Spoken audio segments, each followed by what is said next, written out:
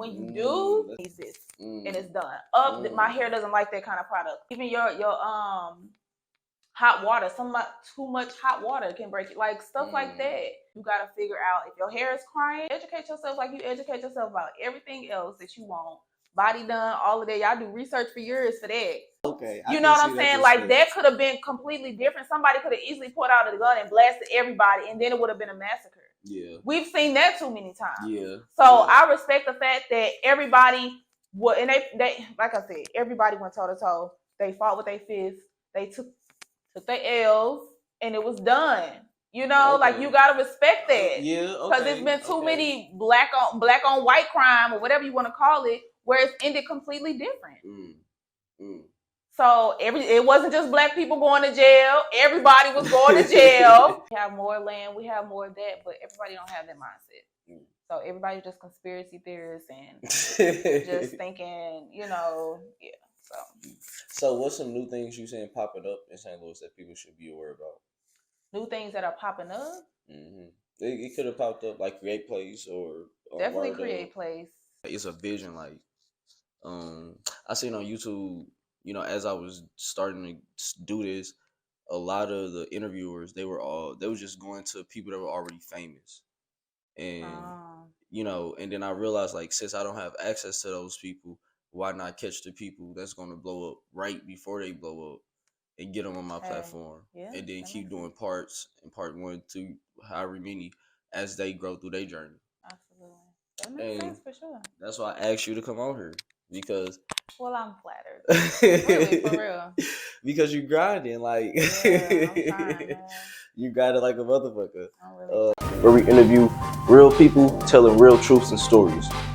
The overall objective here is to break the negative narratives that plague our communities and minds. The biggest one we aiming to attack is that there are no more good men and women out here. Stand-up men and women. The men and women we actually need in positions to help change our community for the better.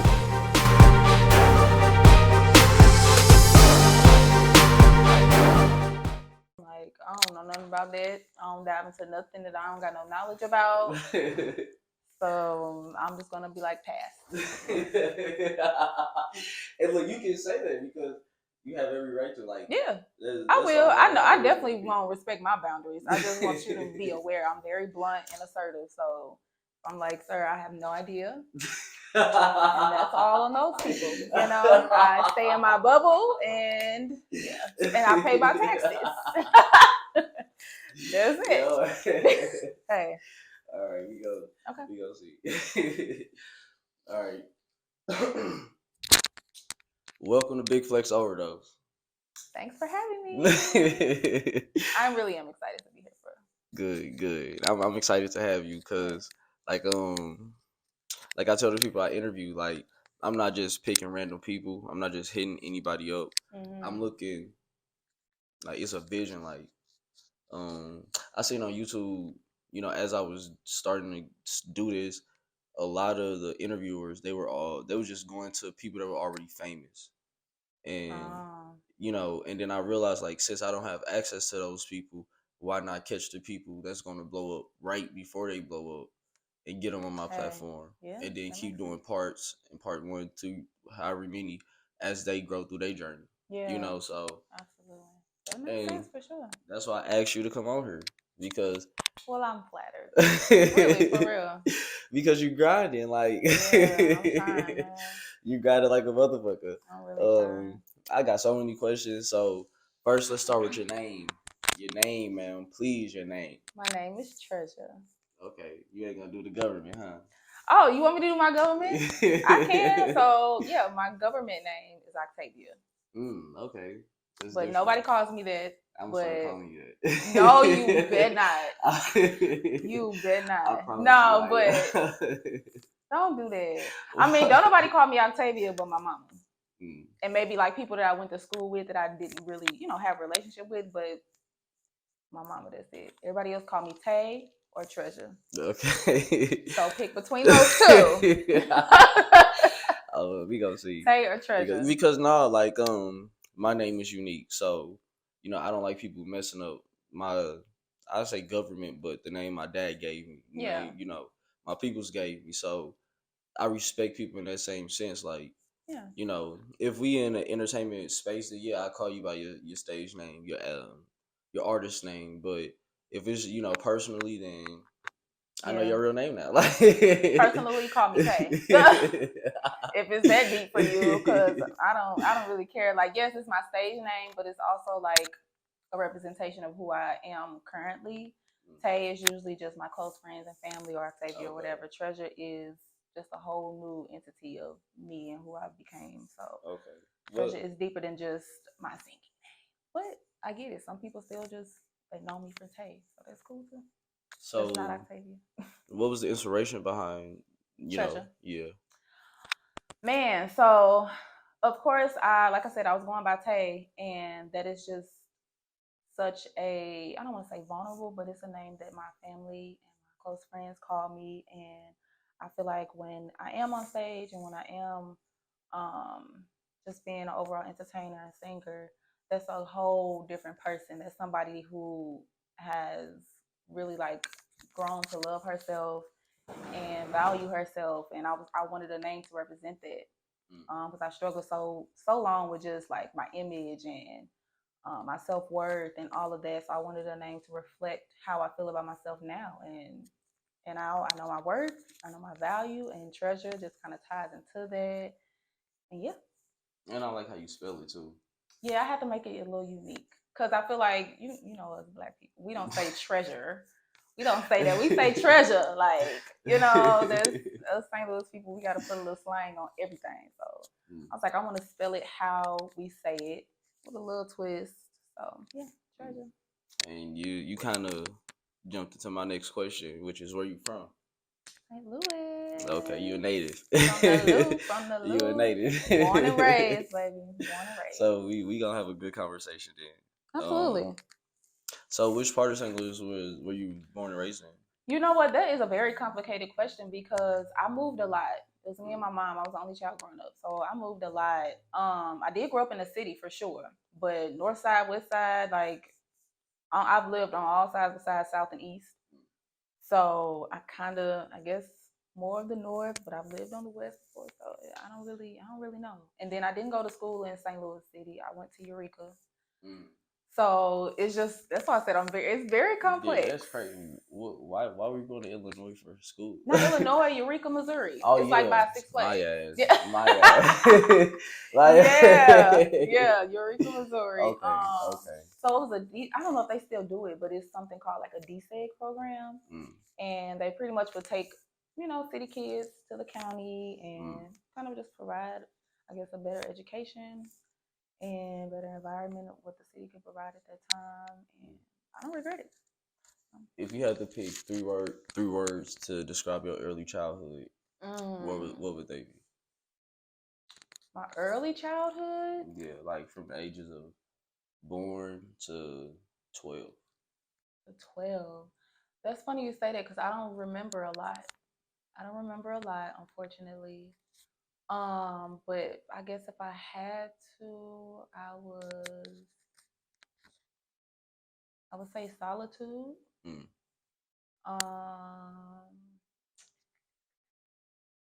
Vulnerable. But creative. So those are 3 words I would choose. You feel like diving into why you chose those three words? Sure. So I solitude because I grew up an only child and I just enjoy being by myself. You know, I don't know. I also got bullied, so that kind of made me refrain from just being around people as well at a young age. And then vulnerable because I got bullied. I was extremely vulnerable and I was very like emotional as that age range. And then what was the other one I had? Vulnerable, creative, because I was writing. Always writing. What type of stuff are you writing? Music. I was writing music, poems, and stuff like that around that age. I was singing, dancing. So yeah. That's crazy. the woman you are today, I would have never thought you got bullied. Yeah, everybody say that. And honestly, I'm just now becoming like open about it to really like express, because I don't like feeling sympathy. I don't like people feeling sorry for me or like feeling. I don't like that, because I'm fine. So what type of things were you getting bullied about?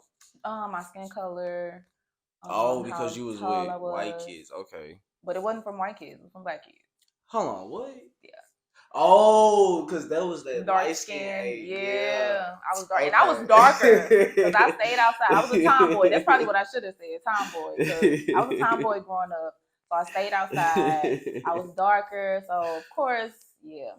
Yeah. My skin tone, my height, because I was taller than the average girl. Yeah.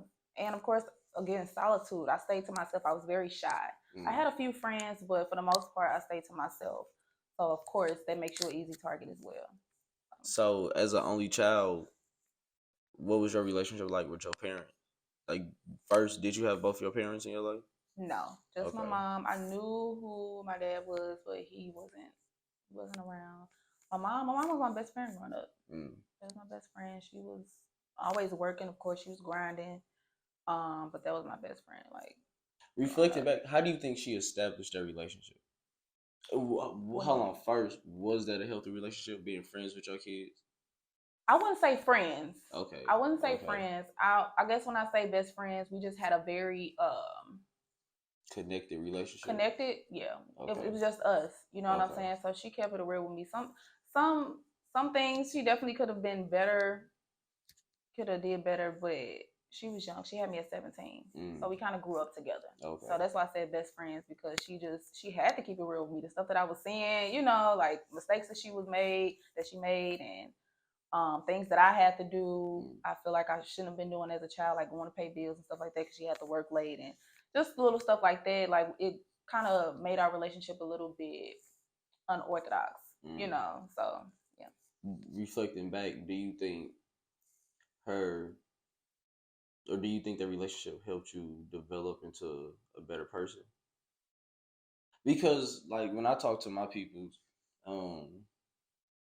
one thing that I like to bring up is that females from a very young age get taken care of. So, and I relate this to the educational system as well.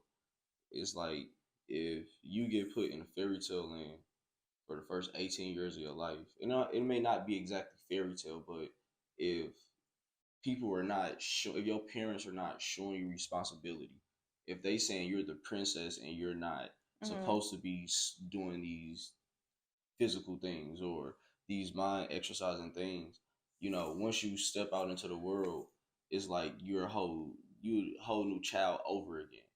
And because I heard you talk about what you just spoke on a little bit deeper before. Like, do you think those things helped you?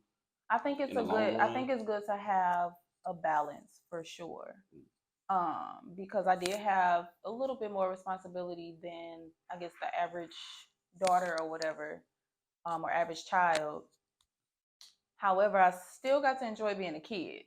So it was a balance for sure. It wasn't too much. It was some things that I feel like I did. Like I said, I had to stay home by myself late and make her dinner because she got off late, and like little stuff like that. But it really, at the end of the day, it was teaching me life lessons, stuff that I needed to know, daily life skills.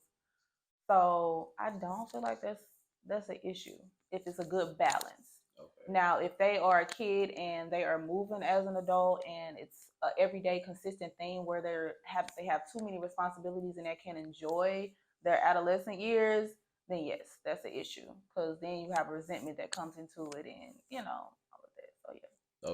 Okay. Yeah, and that was a perfect answer for that. Because I asked that to some people and we get a debate. Really? We get a 20-minute debate. No, you gotta have that. Honestly, I think I am more I understand that a little bit more now because I'm a mother. See. So yeah, I can understand like some of the things that I had to do.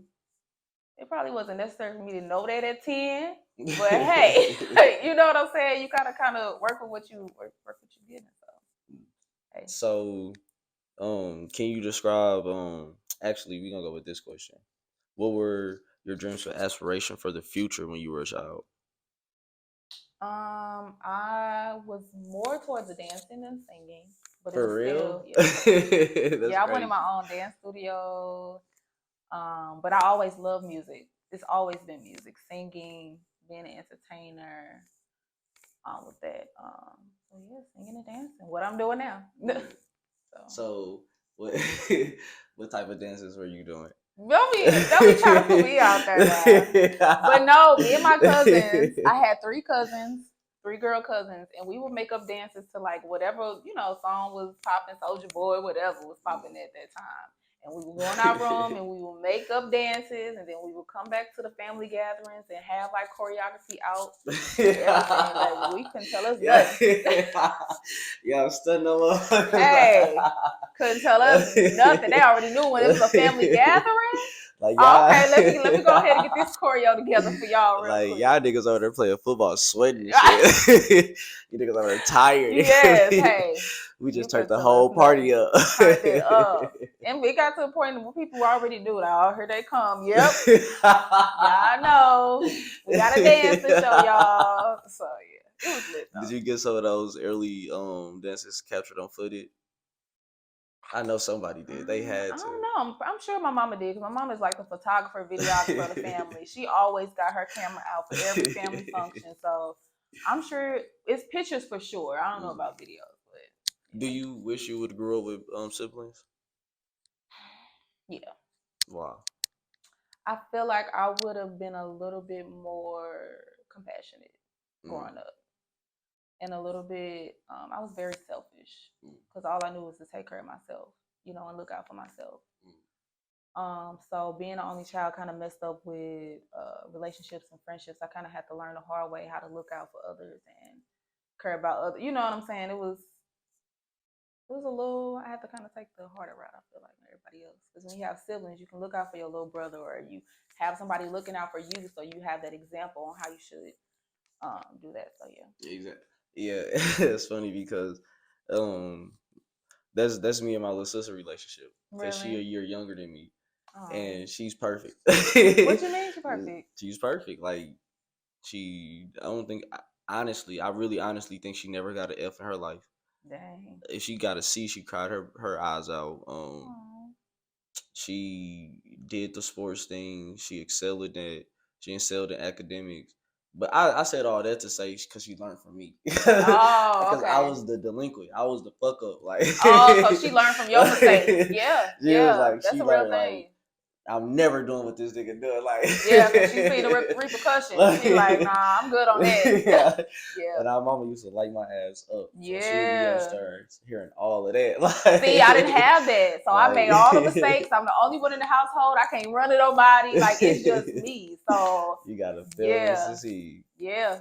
Can you recall a significant loss or challenge that you experienced in your early years? My early years? Like me, I can remember vividly one of my aunties who I really loved, her funeral, and it helped shape me. Like, because my peoples really didn't talk about death like that.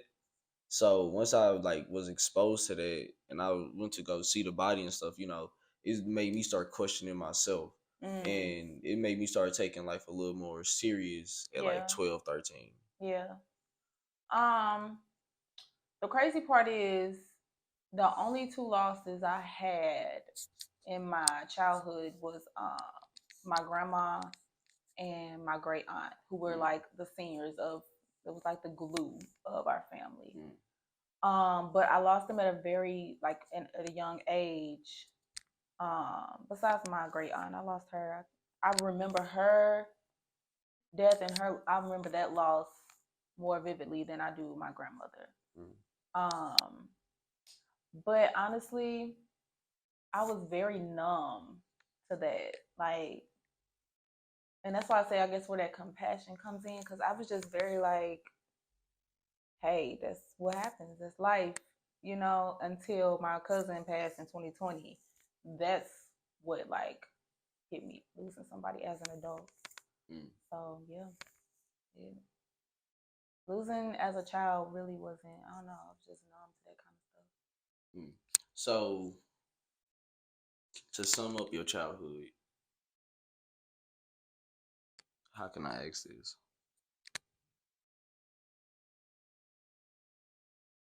How would I sum up my childhood?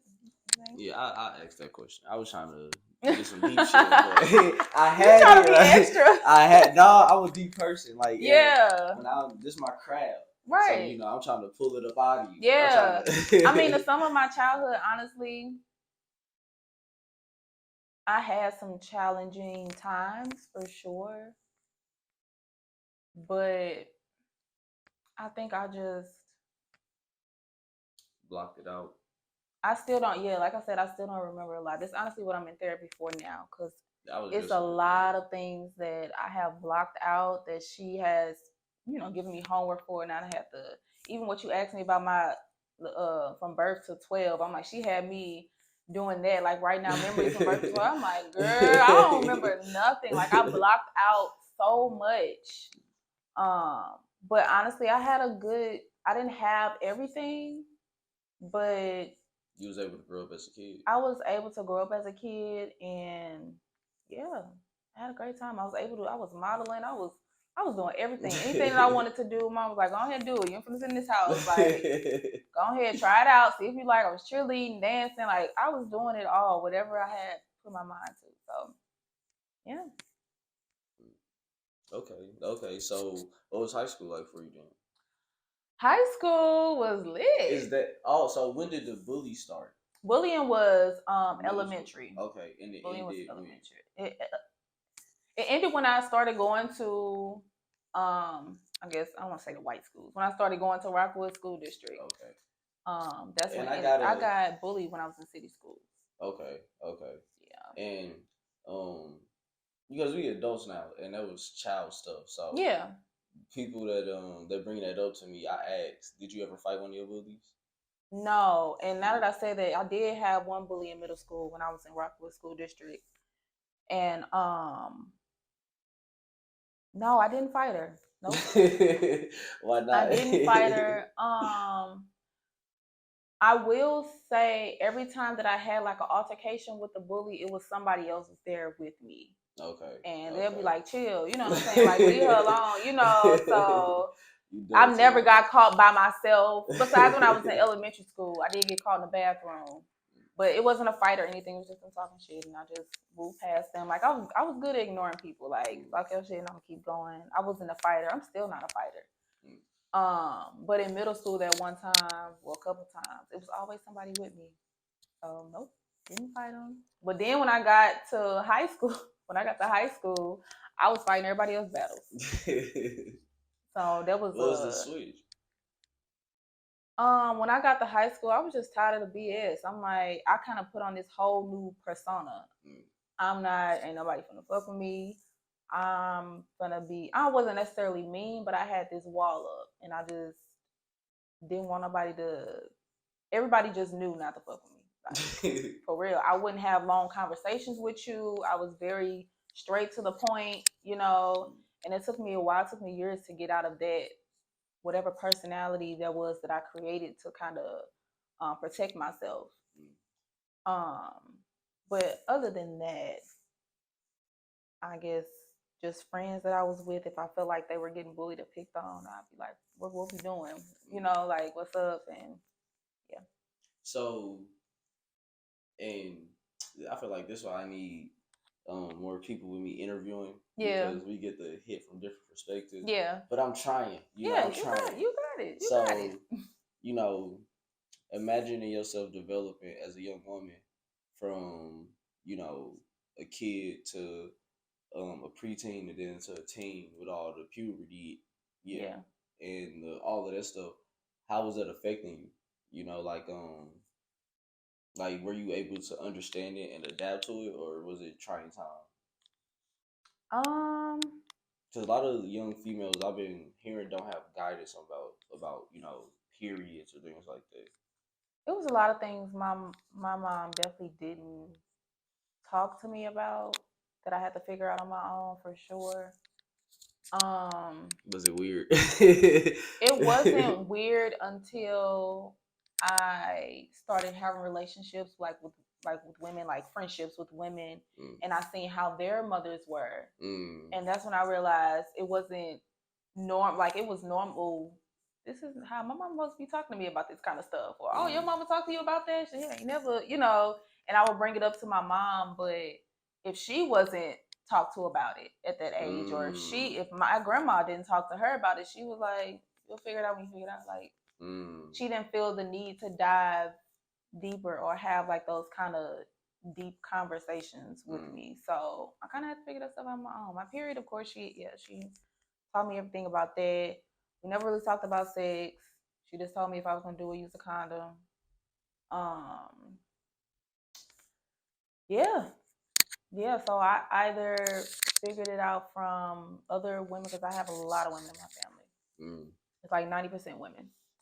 So I would talk. Yeah, I know y'all gatherings be crazy. Yeah, it's like 90% women. So if I didn't learn from my mom, I learned it from like either my aunt or my cousin at the time, or my friends' moms and stuff like that. So it takes a village. Whatever my mom couldn't teach me, somebody else told me about. So.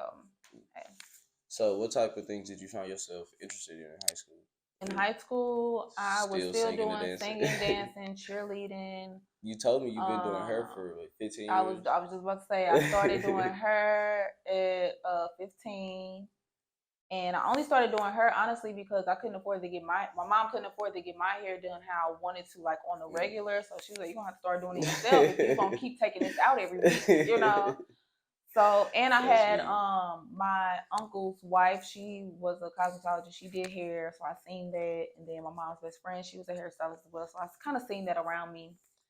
And yeah, so I started on my own hair. And then of course, when you tell people that you do your hair, they want their hair did. They like, okay, mama gonna drop me off so you can do my hair. So I started making a little change, and it just grew from there. So how did you navigate friendships and relationships in high school? Like how did you approach them? Were you like they gotta? I don't think I've ever initiated a friendship or anything like that. I always just, for the most part, I was myself. That's deep. That's deep. Yeah, that's deep. Like for the most part, I was just myself, and they would. I want to say they gravitated to me because I wasn't popular or anything like that. But the people who could understand me and didn't take my quietness or my solitude for granted. That was cool. I didn't have a lot of friends, but I had a good little group, And, yeah. So did you play any sports in high school? No, just cheerleading. I tried track. I tried all that stuff. Nope. But cheerleading is a sport, right? Debatable. Debatable. It's not, but okay. We don't have to debate that. It's not. We definitely did like conditioning and stuff like that. What are you talking about? I was definitely winded after practices. Like, come on now. That's what I'm saying. It's debatable because it's like a tug of war with me. It's like asking if flag football is a sport. It is. What is considered a sport to you? No, What's considered a sport to you? Like, what are the requirements for it to be like, okay, that's a sport? Here we go when people asking me questions. Yeah, you dang keep talking about some debatable. I was working hard. No, I mean, cool. Contact.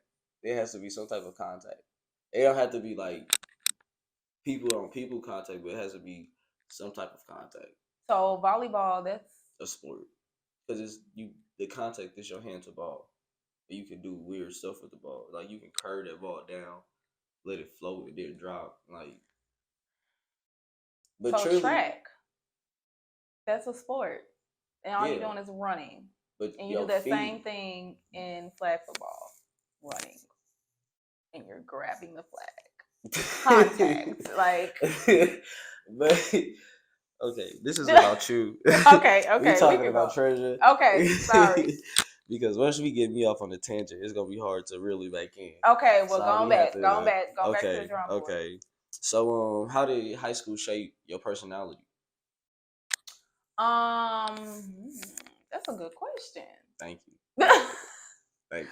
How did high school shape my personality? Honestly,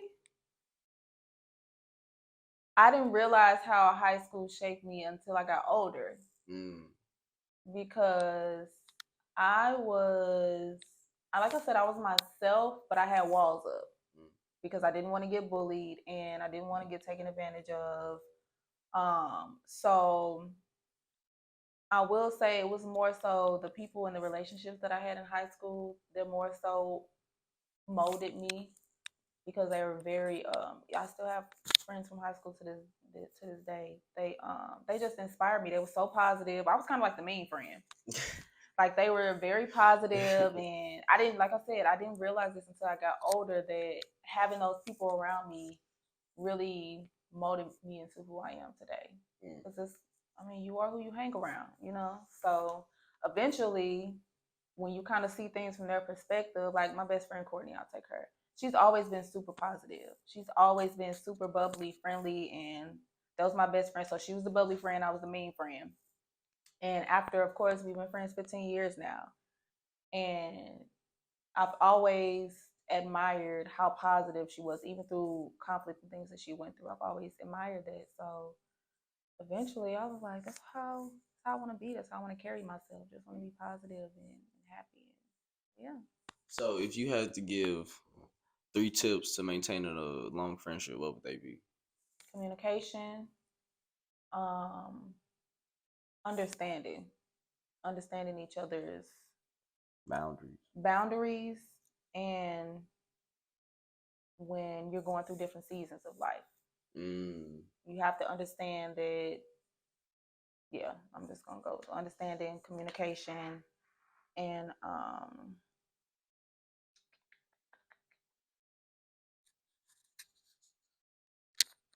space. It's okay to give your friends space. Because for a while, I had to learn this. Because I'm like, she ain't called me all week. She ain't, but I guess you can kind of hit that with boundaries too. Communication, understanding, and boundaries.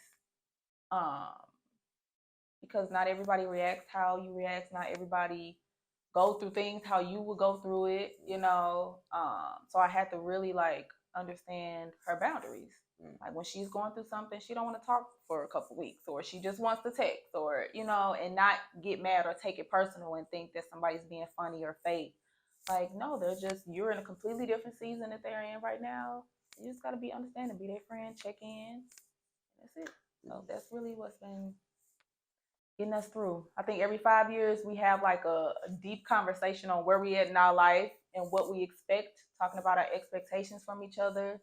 Like we get deep. Just how I would stay updated with the man that I'm in a relationship with, I stay updated with her. Like, how are you doing? Where are you at? What can I do better as a friend? Do you feel like I'm being funny with some stuff, or do we need to communicate more, or should I support you more? And we really honest with each other. So yeah, that's what's keeping us 16 years strong.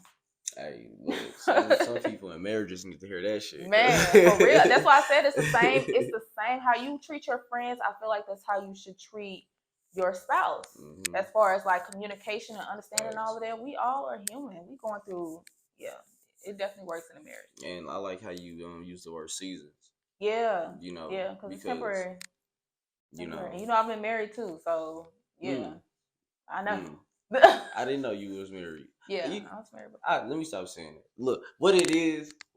I've been asking so many questions. Yeah. To where everything is just blurred up in my head. I feel I've definitely heard that before. It's just. I promise you, I'm not taking it personal. Okay, good. Because I'm not. Because I don't remember everything about everybody. You good? You gotta call me about my nickname. My family called me before I start really. Like, okay. Yeah, I feel you good. She in my bubble of protection type of deal. But can you share a time where you had to advocate for yourself or stand up for beliefs during your teenage years? During my teenage years, I feel like I had to stand up a lot to my family because they didn't really understand they didn't really understand how my mama was raising me because again, she wasn't super lenient, but she wasn't super strict.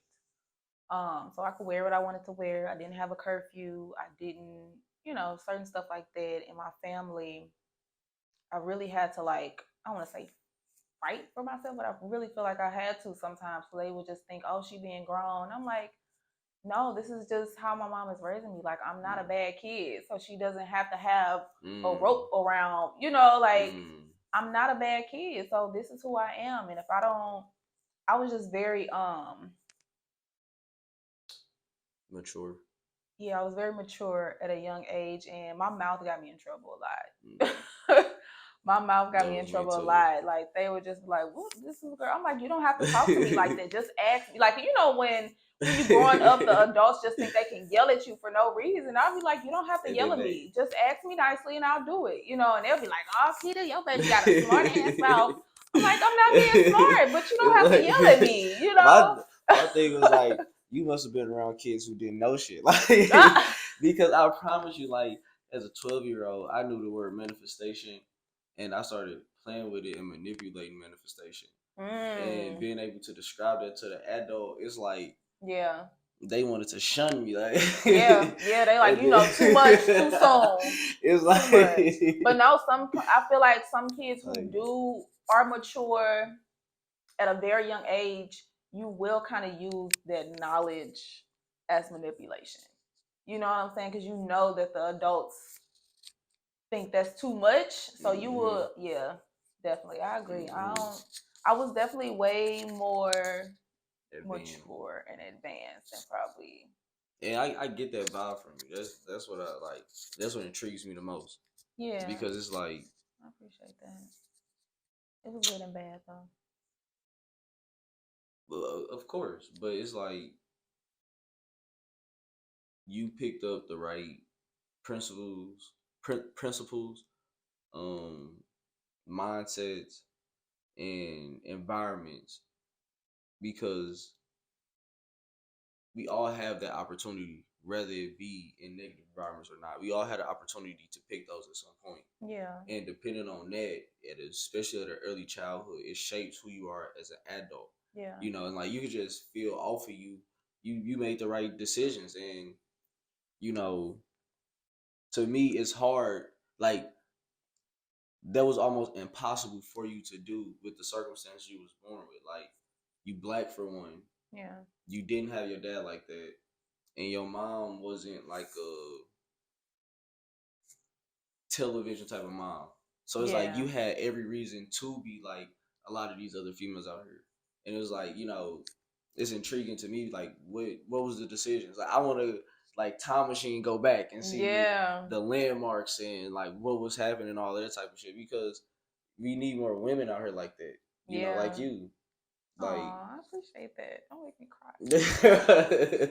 No, for real, but I don't like. But not for real though. I honestly think what shaped me the most is experiences in relationships. Like, and being able to go to the district that I was in, the school district I went, I had relationships with white kids, black kids, Asian kids, and seeing their different family dynamics, and just kind of picking little pieces from the relationship that I had. And I feel like kind of, I guess, getting that, I don't want to say it's really it's more exposure. Exposure, but I don't. People see it as a privilege as well, and I guess if you kind of look at, I guess it was a privilege of being able to be exposed to those different kind of family dynamics and those different kind of relationships. Because some people who were in the neighborhood with me, they only got exposed to that block, that neighborhood. You know what I'm saying? So in a way, I guess it was a privilege for me to kind of get out of the city and go to Eureka and see families with these big homes, and go spend the night at my white friend's house and see how they, I feel like that exposure really opened up my eyes to who I could be, the better person that I could be, and the better lifestyle that I could have. And it's not just, that block that I was on. It's not just the hood. Like, oh, it's really more out here I can have, and I really don't have to have these walls up all the time. Like, it's really some nice people out here that won't take advantage of me. So having that exposure in those different relationships growing up has helped me a lot. So yeah. It's crazy you say that, because you the real the real life living example of what my mentor and I was talking about when I interviewed him a couple days.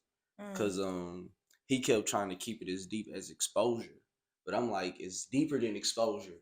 But he was like, nah, like it's not. It's like the more you expose to, the less likely you are to be stuck in the mindset that you were in. And like he just kept breaking it down in different ways until it clicked. Yeah. And then like what you just said, it was like a flashback to exactly what he just said. And then because it helped me too. Like I got exposed to baseball. So like that was my way into them white families. Yeah. So I started to see, like,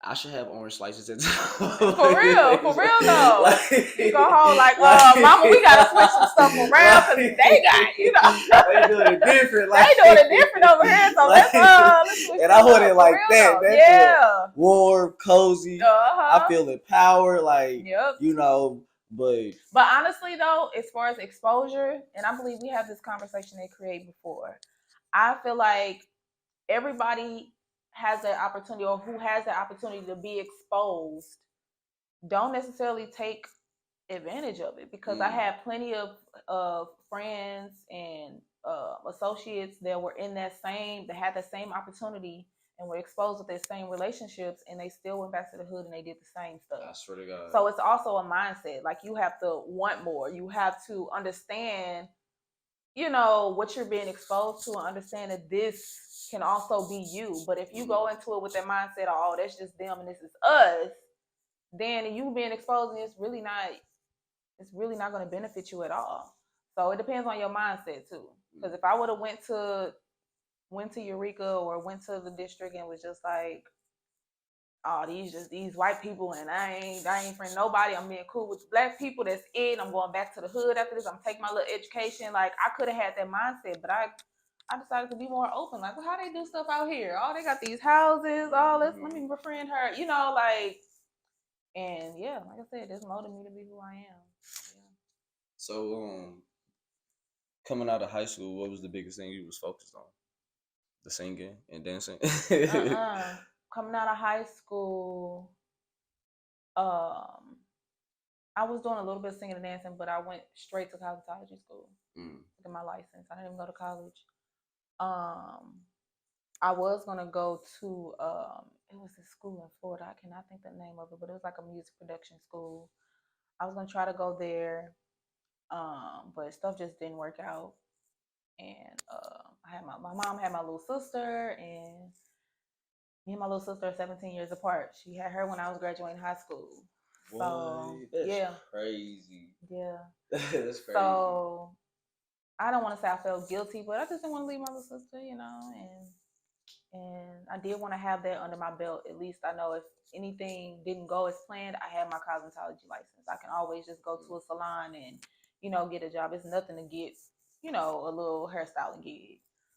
So I wanted to get that out the way, and then after that, I was going to go to college, but it just didn't work out that way. So what intrigues you the most about doing her?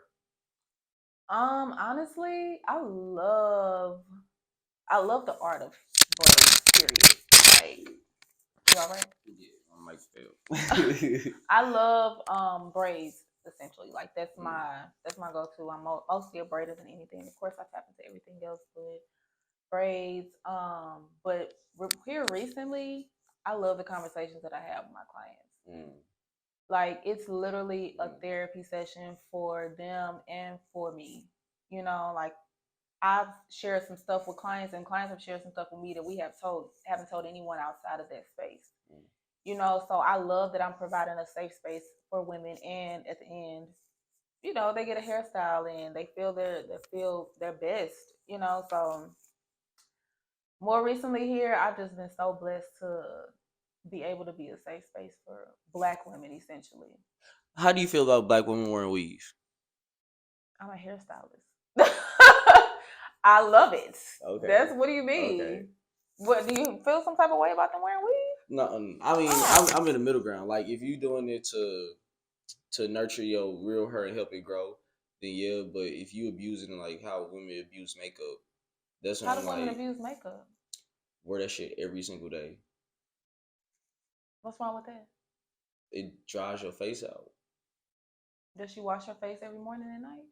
I mean, I don't know anybody personally like this. Like, Oh. well, okay, I kind of did, and I was talking to Mara about this yesterday. Mm-hmm. But it was this girl in high school that I went with, and when I transferred to my sophomore year, she wore makeup every single day until our senior year. And I ain't talking about just no like brushes or like her shit was padded. Like you saw the line around her shit. So you feel like if like, they're not comfortable in their own skin, like that's a problem. Like, and that plus the fact of the last semester of our senior year, she stopped doing it because it was affecting her face so much. oh, okay, I And got she you. looked drained. Like you started to see the repercussions of doing it. Yeah. And it was like that was really, I was trying to relate that to cosmetology, to hair, yeah. with weave. So I definitely agree that you need to have breaks in between any protective style. I tell all my clients that, like, don't just be getting braids back to back, don't just be getting sew-ins back to back. Let your hair breathe, let it be in its natural state, or it will, create damage. So I agree with that. But this again is balance. Just as much as you wear your weave, you need to be wearing your natural hair. And my clients, they understand that. So I haven't encountered somebody who wants weave like all the time. They don't even like their natural hair. Like they like. So what do you think is the biggest misconception women have about their own hair? Or something that they may not. Black women specifically, or just women? Period. Let's do black women. The biggest misconception that they have about their hair? Yeah. That it's hard to maintain.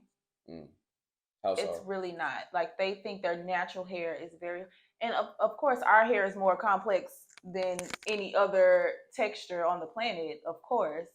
However, I feel like if we really take the time to love and nurture our hair like we do everything else on our body, it will be fine. It's really not that complicated, but I feel like we kind of get impatient when it comes to our natural hair. We kind of like, fuck it. Nope, I'm gonna throw on a wig. Like, okay, calm down. And it is, and I tell them all the time, I'm like, it's like a baby. You gotta figure out if your hair is crying, you gotta figure out what's wrong with it. Do it need depitate? This our baby. You have to figure out, okay, does it need oil? Does it need? You have to be patient and figure out what your hair likes and what it doesn't like. And when you do, that's deep. When you do figure it out, it's easy because you like, it's breaking off, it needs this, and it's done. My hair doesn't like that kind of product. My hair doesn't like that. Even your hot water, too much hot water can break it. Like stuff like that. You just gotta figure out to educate yourself like you educate yourself about everything else that you want. Body done, all of that. Y'all do research for years for that, but you can't research for your hair on your hair. So that's the only misconception. Like, when somebody sit in my chair, I'm just tired of this hair. Girl, you just throw it in a ponytail all the time. You're not trying to do nothing to it. Then they be like, I'm just gonna lock up. Then your locks gonna fall out because you don't do nothing to your hair. Like, so yeah, that's crazy. Because you just dropped gems on me about my shit. Because I'm trying to figure out how to. Well, I figured it out. It's what you said. I didn't figure out what my hair likes. Yeah. So like I've been using all shit because I've been trying to get my beard to look a certain type of way, and it's like the shit just won't do it. After a month of every day on it, I'm like, man, fuck this shit. It probably just isn't like I get that too, where women want their hair to look a certain way, and I'm like, baby, that's not your hair. That's not how they have pictures and stuff of girls, and I'm like, that's not you. That's not your texture. That's not, it's not gonna do that. You just gotta work with what you got. Like, damn, for real, I hear that all the time too with dudes. Like, I want my beard to be like, it's probably not gonna be that thick. It's your hair texture. Your same hair texture you got on your head is on your face. Sometimes it's a little bit thinner. But see, okay, we're not talking about me. Okay. I'll give you some gems after this. Okay, so let's transition to St. Louis a little bit. Okay. So, how has the art and cultural scene in St. Louis influenced your perspective on activity and expansion? Say that again. So I said that. The hell? I told you don't be asking me no crazy questions. I be sitting down thinking about this shit. Yeah, that sounds like a question that you Google each word. So Say basically, since you're an artist and you've been on the art scene, how have you seen the art scene affect the growth of St. Louis? I think it's the biggest influence right now. Okay. Honestly. I think music, that's just how powerful music is. It's always going to bring people together. I think that's why we're having so many festivals right now, especially after COVID. Like, it's a lot of festivals going on. It's a lot of concerts. You know, I feel like we've never had this many concerts and festivals before. But I love it. It's bringing people together. And we needed that after COVID and the pandemic and everything. So I think that's what is influencing everything, and I love it. I'm not gonna lie, I love it, and it's creating more opportunities for artists, not just singers and songwriters. They having a lot of open words, spoken words, and that's what popping. You know, it's just popping into everybody's creative artists. And even if you are working in an insurance company during the day, you a spoken word at night. You know what I'm saying? It's just popping into everybody's creative side, and I love it. I do. What is a critique you may have, if any, where you just like this? Just how this city flows? A critique that I have. I think that the city needs to be more supportive of like local artists, because I feel like we break our necks to go to these festivals and concerts of the bigger artists, which is fine, of course, you know. But I think if we were just as supportive for our local artists, that St. Louis will really like blow up and kind of expand and get the love that it deserves if we support our own. So that's only.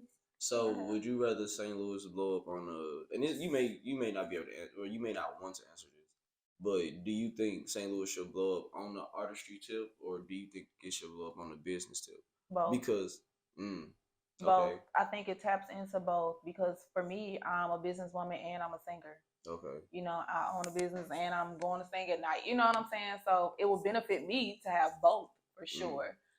And I think St. Louis has more to offer than just one. We're not just business people. We are some creative ass. It's some talent here in St. Louis. Like, you know, like a perfect example is us right here. Like, I'm a straight up businessman. Like, you seen, very like, versatile. I can't dance.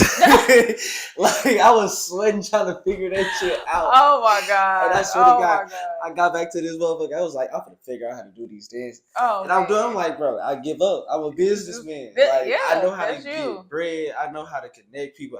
You know your purpose. You know, but it's like for us to be able to collab like this. Yeah. Back like when 5 years ago, this would have never happened.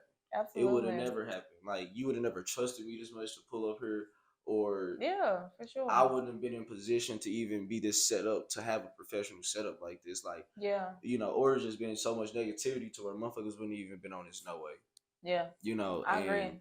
So yeah. So it's definitely gonna help both. Like, I feel like even correct me if I'm wrong, but I'm sure it was something where St. Louis was like the top, I believe, number one for like business Black women business entrepreneurs, something like that. Yeah, like we are so much more than singers and poets and all that, and that's great too. But we have the business side as well, like you said, that creates relationships and networking, and that creates these festivals. We got to have the business people behind the festivals, you know. So yeah, it's dope. How do you feel about the gentrification of the city? You pleading the fifth on that? No, it's mixed.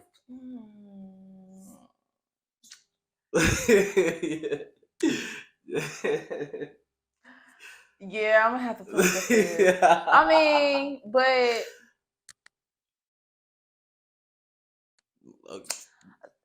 okay, yeah, I'm gonna have to. I have a lot to say about that, but only have a lot to say. Can I start it off? Okay. I think it's good because it's forcing more of our people to migrate out into the county, and we need that open land space to help ourselves heal. Since I don't agree though, if we don't have that mindset of wanting to heal. Because then you're just bringing the chaos back into another location. No, you know it's like you don't have a choice. It's like once you get out there, and it's like from house to house, it's like a big ass field. It don't have to be a football field, but it's enough space where you can't hear what's going on there. You have no choice but to chill out, and then the energy is just like you more connected with mother. It's not so many. I think that's buildings. just your mindset. Like, not everybody doesn't have that mindset like you. You know what I'm saying? Like, some people get that space and they'll be throwing parties and throwing, like for real, they throwing parties and making it a party ENT in the back. Like, it's a club, so they're gonna throw a club back there. That's me. Like, I would do that. It's just, I don't know, but I feel like it's, for me, it's I think we just need to work on our mentality and making sure that wherever we getting pushed to, because that's at the end of the day, that's what it is. Like, they have control of, and that's, I feel like that's Missouri too. We are such a segregated state. It's just like, we so segregated, but that's a whole nother topic. I do think it's good, but I think it'll be even better if we have that mindset and stop thinking of it as, oh, they pushing us out here, and okay, yes, this is more exposure for us. We have more land, we have more of that, but everybody don't have that mindset. So everybody just conspiracy theorists and just thinking, So what's some new things you seeing popping up in St. Louis that people should be aware about? New things that are popping up? Mm-hmm. It could have popped up like Create Place or definitely Create Place. That's the crib. They, for real though, they are a blessing for sure. I love the Create Place. Honestly, I just started getting back outside, so I can't even comment too much on that. Okay. But I am enjoying seeing all the new Black businesses, successful Black businesses, because for a while I felt like Black businesses, they were open up for a year and then be closed. So I'm really glad that I'm seeing like the longevity. Like this, I go to the same smoothie shop. I go to Healthy Habits every morning, and that's been there for, she's been there for a minute, for some years now. So I'm enjoying seeing like the longevity of these Black businesses and not just the kind of open closed door. Yeah. So yeah. Say that. So getting back to you, when did you start taking the music and dancing serious? 2020. 2020, when I got my divorce, when I lost my cousin. That's when my first time going. I've been in the studio and I've tried like music groups growing up and stuff like that. It just didn't work out for whatever reason, but 2020, I went to the studio, and at that time it was just a therapy thing for me. It was just very therapeutic to write and hear the results of when I go to the studio, and then I'm like, you know what, let me start releasing some music. So that's when I started taking it serious. Was it scary? Hell yeah. It was scary because the way that I write, I'm very vulnerable.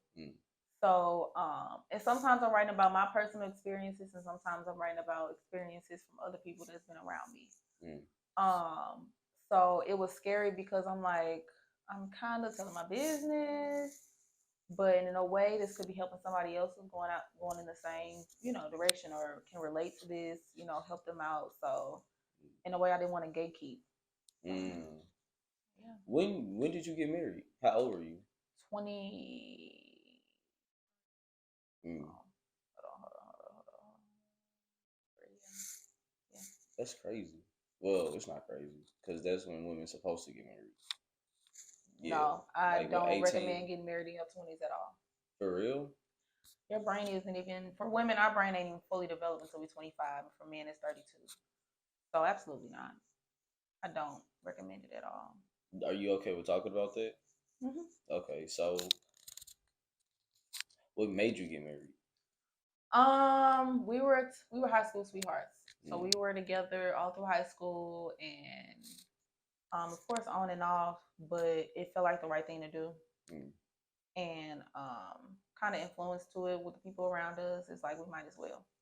We had a baby. Not saying it like that, like I didn't love the man. Of course I loved him, like, but it was also like, why not? Why not? Why are we not married? We living together. We've been together. At that point, I think it was probably like 7 years. We had my oldest son. He was probably, I think he wasn't even one when we got married, or he was one when we got married. And at that time, it felt like, why not? This is forever. So, how special was it for you? how special was the marriage? Yeah, no, like the wedding. Well, that too, the wedding, then the marriage. But the wedding was very simple and small. Okay. We were 23. We were broke. So it wasn't nothing for real. Like, we just wanted to get married. We weren't gonna plan a whole wedding, and we got the planning, and we seen how expensive it was. We like, bro, we just want to get married. Like, we don't even care about all that extra stuff, like napkins. Like, can we just go to our church? We went to our home church and got married, and it was just small, probably like 5 people there, and that was it. That's what we did. The marriage is very special to me. It was definitely the hardest thing I've ever done in my life. Hardest thing ever. We were married for almost 5 years. It was the hardest thing ever because, again, when you're that young and you don't even know who you are, and you have to be held accountable to who you are, but you changing every day. Your mind is changing, but you're not completely comfortable with expressing that change because you don't want to feel like, I'm switching up or anything like that. But that's why I said you shouldn't get married in your 20s. Absolutely. I don't recommend it. I don't. Maybe late 20s, but at least until you 25, 26, then yeah. So how's it been a mother? I love it. Those are, man, the best. If I didn't have my kids, I would not be here. I would not be here. How was the adjustment period of having kids? Because I'm just now really coming out of it. But I fucked up because I had them back to back. Oh, I should have waited. Yeah. Yeah, my babies are 3.5 years apart. See. The adjustment was hard. I'm not gonna lie, because I told you I was selfish. So I was like, damn, I can't do this. I can't go get my nails done. I can't just get up and go. And as a mother, it was a no-brainer to do it. But you did think about, like, damn, I can't do this no more. I can't just get up and so knowing that I had to put somebody above myself, it was a hard adjustment for a minute, but it's nothing now. For real, what is it like now? How old is your son? Your first 7 son? and 4. Okay. 7 and 4. So did because I'm finna start hitting daycare. Oh. Did they help? Oh, did daycare help? Absolutely. They went to the same daycare. Miss Priscilla, love her. It was hard finding a daycare because I ain't trust nobody. Like, their process was the daycares I was going to, I'm like, they bringing their kids here? Absolutely not. So, but no, both of my kids went to the same daycare lady. She had a very small in-home daycare. She had about 5 kids. 2 of them was her grandkids. And yeah, that's who helped raise our kids. Like, she was like they second granny. So you don't mind me asking, was they dad in their life? Yeah, absolutely. Okay. He's a very active father. Good. Yeah.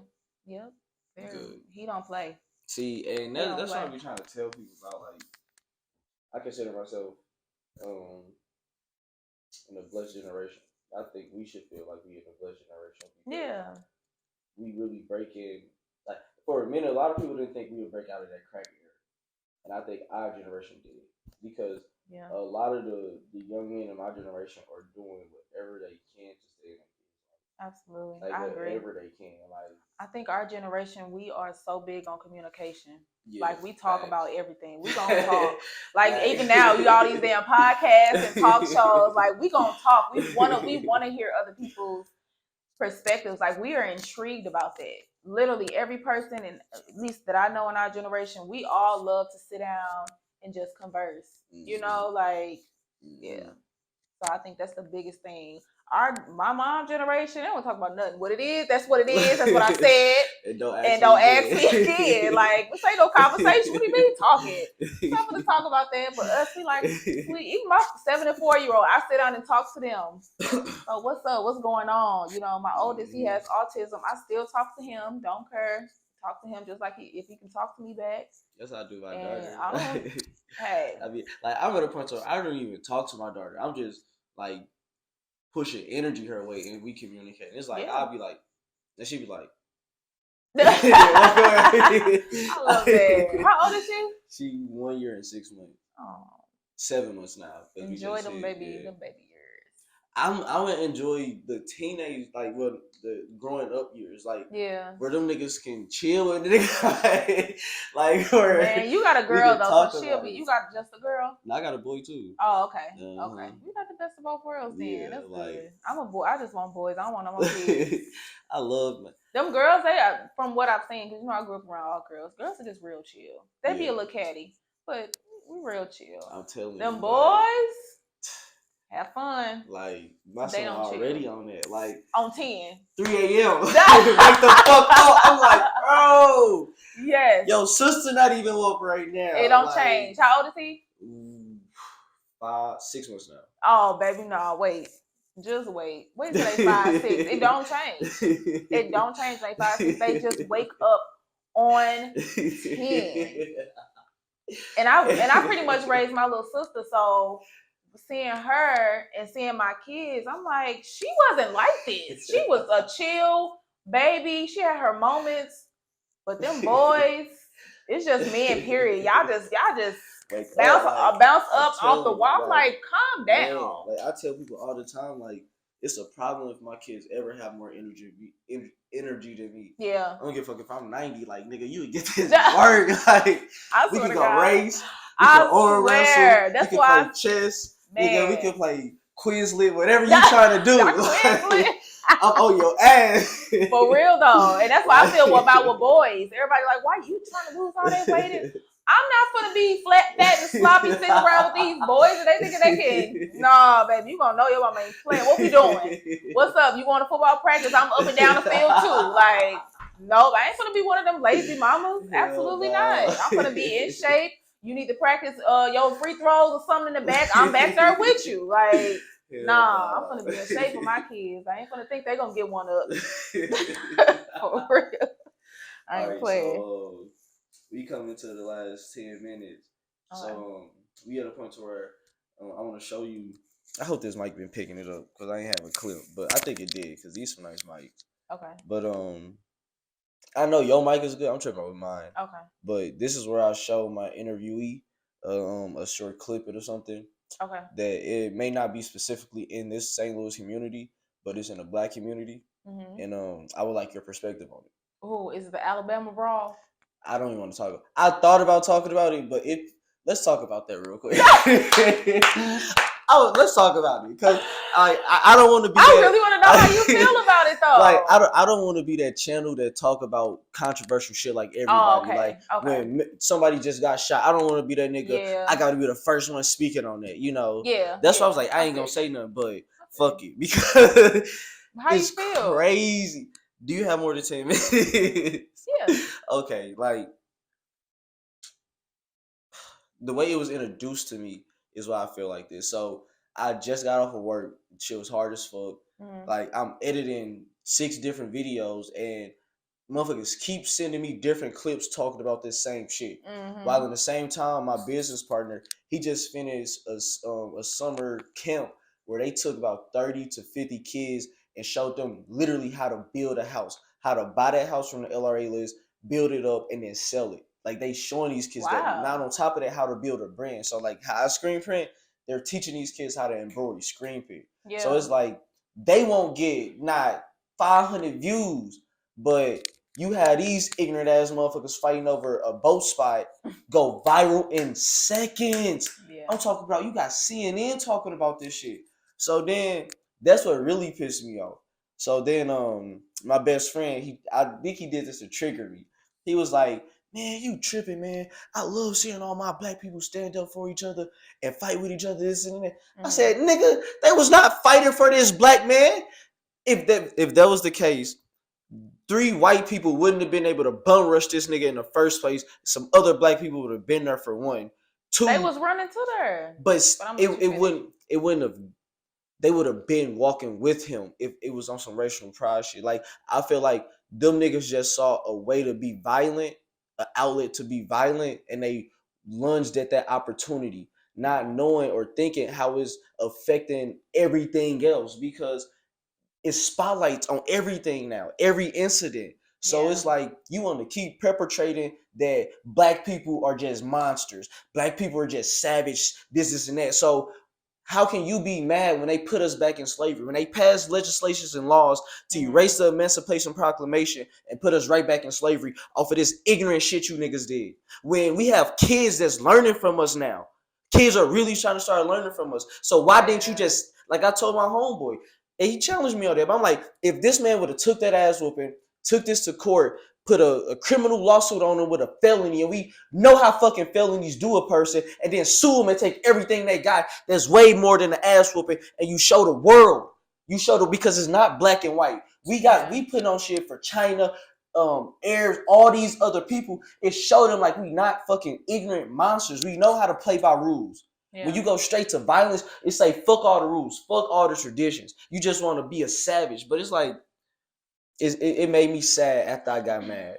That's an interesting perspective. I'm not gonna lie. I agree partially.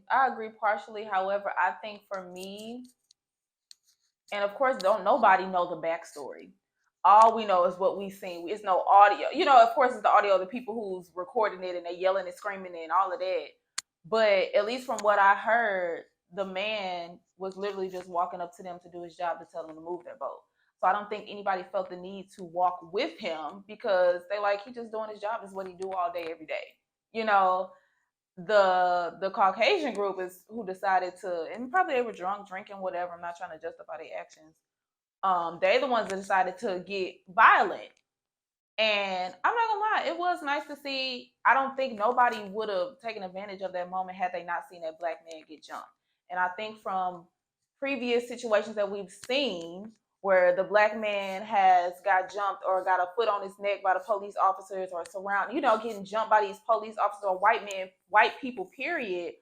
It was that moment where we probably did feel outraged. Like, this shit not gonna happen again, and it's not gonna happen in front of us. So yeah, we probably did take the opportunity to release some anger, or, whatever it was.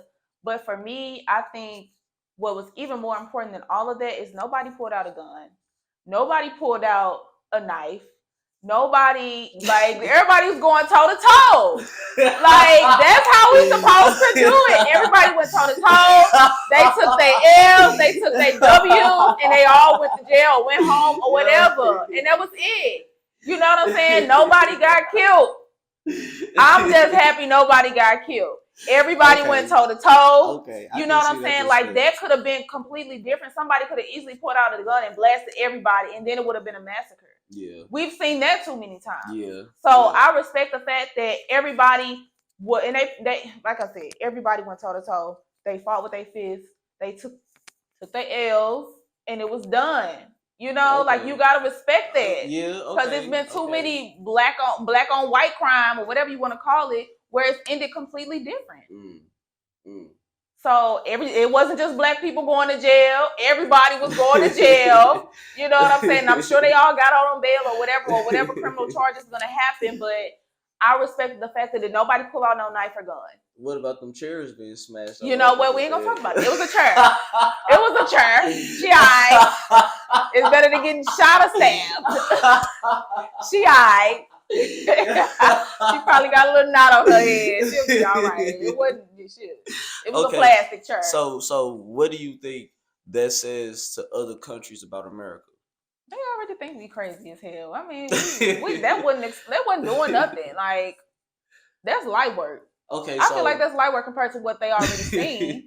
So what do you say about it going so viral so fast, when there's other things we need to be focused on? I think that's the internet, period. That's the algorithm, period. That's not the first time that's happened where even this alien shit. You know what I'm saying? Like, that stuff going viral. Like, it's really all about your mindset and what you want to focus on and what you want to get entertained by. Because like you said, you were more focused on the kids and them learning and their knowledge and with the house and everything. Like, that's you. Everybody else, they getting entertained by these black people whooping these black people ass. So it's all about your mindset. So, I mean, I get what you're saying, and I agree 1,000%, but that's just the world that we in. And honestly, think about if that did get 100 million views, then what? Because we still need to have access to that kind of stuff in our area. Do you feel like we have access to that kind of stuff, or resources to where we're creating spaces for young kids to learn those kind of things? Yes, I do. You do? Okay. Yes, they all over the place. Like, I can name at least 4 of them. Do you feel like our people would take advantage of that stuff though? I feel like we could and really benefit from it. I feel, but on the same tip, our people are so ignorant and so trained to social media to where they just won't even comprehend it at this point. Like I'm back in school, so I'm seeing how these freshmen coming in, and it's sad. It's really sad. Like they can't read, bro. They really cannot fucking read. Yeah. And it's like, it's okay. It's not just about being able to read a book. Reading teaches you comprehension. Yep. It teaches you how to take and process things and understand it for what it is. So if these kids haven't picked up books since 6th grade, and only thing they've been doing is textbooks, and then you could just Google that now, like it's sad. And audiobooks.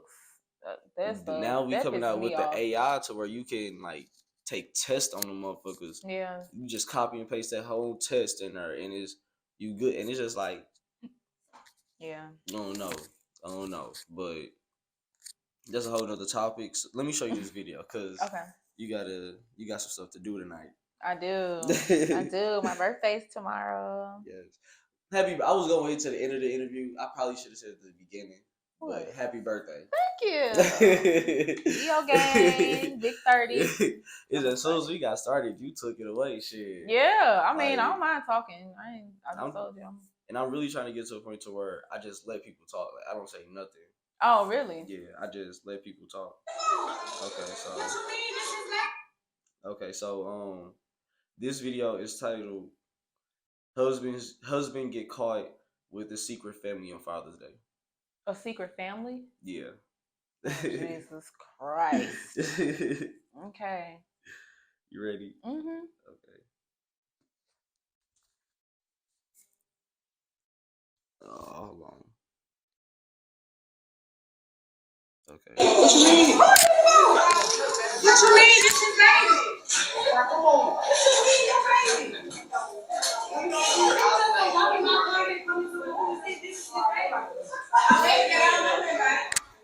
Yeah, please, because she's showing out. That's hard.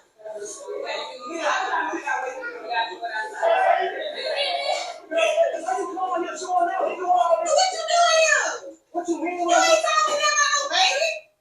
Why you here? You tell me you finna go to work. That's my sister around the house. We been married for years. I ain't never met her. That ain't your sister. That's by different day. I mean, I don't know how to explain it. Cause it ain't your sister. That's why you don't know how to explain it. My sister, so that's my niece. But it's your baby. Barely. What you mean barely? Man, oh Lord, his mind is he glitching. He don't know what to say. But you need to tell the truth. I'm trying to tell the truth. And she followed me. You supposed to be at work. I am at That's work. his wife? Yeah, work. Yeah, Who is the lady in the black? The auntie of the other baby mama. I mentioned it. You just. Where you mentioned it? You mentioned no baby. You was asleep. Oh Jesus. Baby went on sleep. Huh? They gave you somewhere before you left. You saying Mickey Mouse? I ain't seen Mickey Mouse. This gotta please just let this be a joke. I'm getting secondhand embarrassment for him. Oh my God. So what do you think about that? I think that's sad. I got secondhand embarrassment. He literally was just glitching, just word vomit. He ain't know what to say. He said, "Burley, not Burley. How is the baby yours or not?" He said, "I'm supposed to be at work right now." Then he gonna say, "I told you when you was asleep." I'm flabbergasted, baby. In a family, I knew that would have been perfect for to get your commentary, yo, because that was so fucking funny. Like, and you would never play no shit like that. Like, oh my goodness. Okay, so what do you do in that situation if you the wife? Oh, it's done. It's a wrap. It's a wrap. You got a whole nother life. It's a wrap. It's no. So are you standing there trying to figure out more information, or like after you walk in and see it, do you just shake and leave? Because I feel like she was asking questions because she was trying to work it out.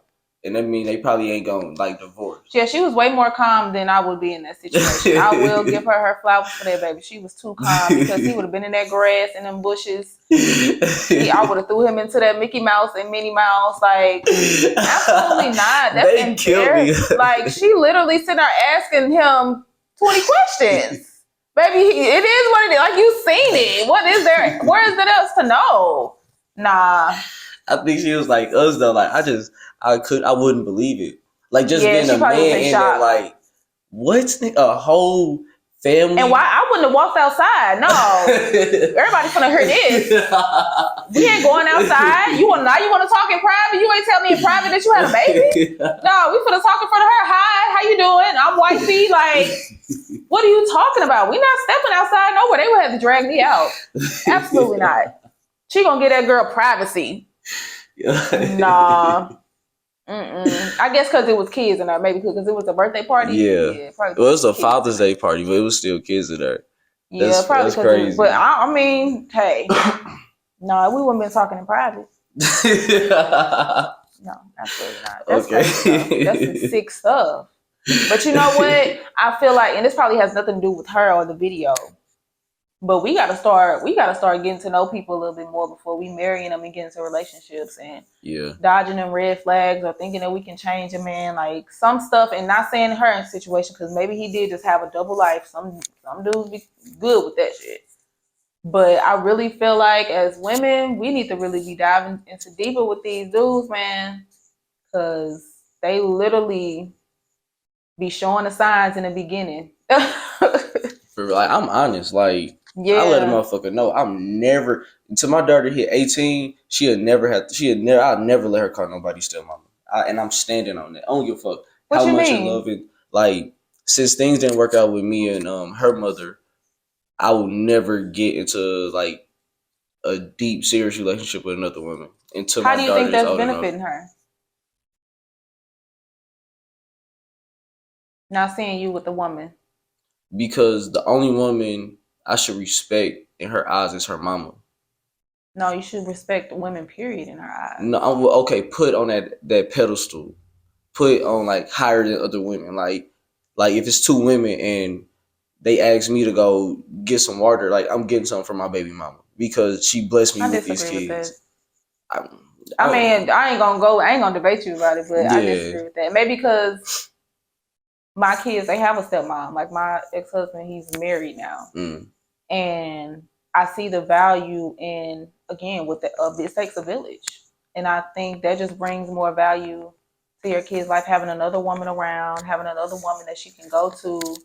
You know what I'm saying? Your baby mom. Of course they gonna have the women in their life, but like, I feel like that's kind of hindering you. So you can, what if you miss out on a great opportunity or a great relationship because you're trying to wait until your daughter grown and she probably won't even give a damn. Okay, I understand that. I really do. It's just like the thing that conflicts that for me is like where I'm at mentally right now. Like I'm focused on dynasty. Like that's the only thing that rings in my head consistently. And however that may be, however I plan to set that up, like that's what I'm thinking about. Like, and my kids are a huge part of that. Like they're the only reason why I even want to do the dynasty. Like if not, I'll just been a fuck nigga, a crash out. Like, but I have to leave something for them. So it's like, how can I say it? If I bring another woman around my daughter and she's playing the position that her mama played once before, I feel like it will conflict my daughter and make her start questioning who's her real mom. Or what if your baby moms get married? Then I have to deal with that. I really would, but do you feel like that'll bring confusion to her? Yes. But I'm like, my thing is to be such a influential dad to where it can never be. It can never be. Same for moms though. Like, I honestly though, I get what you're saying because I was afraid of that when my kid's dad, he told me that, you know, they were getting married or whatever, and We do week to week.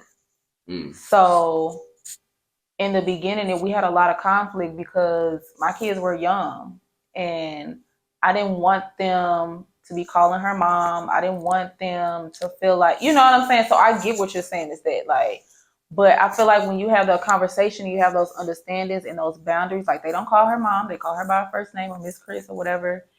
And they still know that I'm mommy. Like that's, I feel like once you create those boundaries within you and your baby moms and you and whoever she's talking to and whoever you decide to talk to, it's an understanding. Like at the end of the day, it just becomes a blended family and a village. You know, I feel like it'd be weird for me. It will be. I'm not gonna lie. It was weird for me for about a good year. I was like, no, y'all don't be holding her hand. You can't change my baby diapers. Like, put your don't be doing. Don't do none of that. But raise your voice at my daughter. It's over for you. But now she takes my baby to his therapies. She picks him up when he can't do. She's doing. You know what I'm saying? She takes him to his therapy, and they have a respect for her to know that they're stepmom. And even when I'm telling my son, because I'm teaching him now everybody's name and his phone number and stuff like that, and I say, who's your mom? Who's your dad? Who's your stepmom? He knows, understand that stepmom is Chris. That's her name, Chris. You know what I'm saying? So I make sure that he knows but I didn't even have to break that down to him because when he's with me, he knows I'm mommy. You know, I create that bond with him. I create that relationship where nobody can infiltrate that. You know what I'm saying? So and then it's like my respect for they mama, like she took a risk on me, you know, and the plan was never for us to not be together at any point. That was never the plan. So when it ended up panning out that way, it threw a wrench in everything, you know. But like, I shouldn't even be fucking talking about this. I'm sorry. I definitely went on a whole other rampage. Hey, look, I'm open, but it's more so like I still hold her with that respect because I was there. Like I seen her, the process of like we was pregnant together both times. Like I seen all of that. I seen what she had to go through, and I seen how that dramatically changed her life. Yeah. Even on the smallest tips, like you said, the selfishness, like not having that type of time for yourself, like it would drive a person fucking crazy. I had my kids for a couple days a week, and I'm like, these niggas gotta go. Yeah, I haven't gotten shit done. Yeah, and I'm like, just that's how it and then her body still changing and shit after having kids, and then it's like, absolutely, like for her to take that chance on me and make that investment, it's like I can't just disrespect her by even allowing another woman to challenge her position with these kids. At least until they get to the age of comprehension, so they know like, okay, this my real mama, you know, this my mama, and this is just my dad's, you know, wife or girlfriend or something. But I was like, even then, like, nah, 18 is because, and I'm on grind mode. Like, it ain't gonna take you 18 years to get to where you're trying to go, though. It's not. So I hope your mindset change. I ain't gonna challenge you on it, but I just hope it change. I hope you change your mind. But okay, you wanna? No, that's crazy. You the only person that. I'm sorry. That it's something about you, like you fun to talk to. Oh, I appreciate that. But okay, this is the last question of the day. Okay. If you had to drop 3 gems on the younger generations, what would they be? Find a skill and get certified in it. A skill. And that doesn't have to be a skill that you think is going to be a career or, you know, just any skill, whether it's plumber, electrician. I feel like that's hairstylist. That's why I'm about to start my camp. Like, find a skill and get certified in it. Because you never know when you're going to need it. And you just always have something to fall back on. You said three gems? Oh, man. I know you got 3 gems. I do. I have more than 3. Keep God first. Keep God first. That should have been my first one. Keep God first. And don't let society or the world feel like loving God or keeping God first is not the cool thing to do. You know what I'm saying? Continue to build your relationship with Him and get to know Him for yourself and on your own. And everything else will work out after that.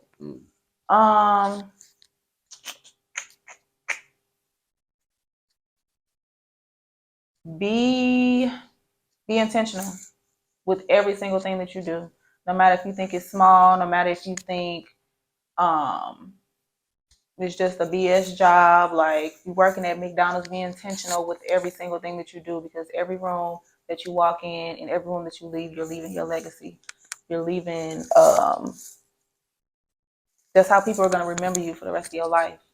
So just be intentional with every situation, every job, every room you walk in. Just be intentional. Oh, that's 3. Okay. Yeah, you sorry, I was about to go. But Yeah. no, when I ask that question at the end of my interviews, you know, I sit back and listen and judge. And the 2 things I based it upon is if it'll help people start their spiritual journey, or if it'll help people along the way of their spiritual journey. And I think your gyms is a good plunging board for people to start their spiritual journey with. Yeah. You know, I think if people put that in they holster and kept those. I wish somebody would have told me that when I was younger, for sure. Yeah. And it's just those simple things, literally. Because life is gonna be hard, man. It's gonna throw some wrenches in there, but shit, honestly, fuck a wrench, a boulder. For real though, man. I done been in some dark times. So yeah, I definitely think those things that keep you going. So. But thank you for sitting down with us, man. Thanks for having me. I really appreciate it. Part 2, we gonna get deeper. Okay, let's do it. Or part 2, I think we gonna start talking more shit. Because I was already talking shit. It ain't nothing. I'll talking shit on St. Louis. Oh, yeah. I ain't talking shit on my shit. But no, not talking shit in a negative way, talking shit in a triggering way. Gotcha. Okay. You know, like, you motherfuckers need to start brushing your teeth every day. And that these niggas ain't shit. No, hold on. Let's do it. Part 2 coming soon. Thank you. No problem. Thank you.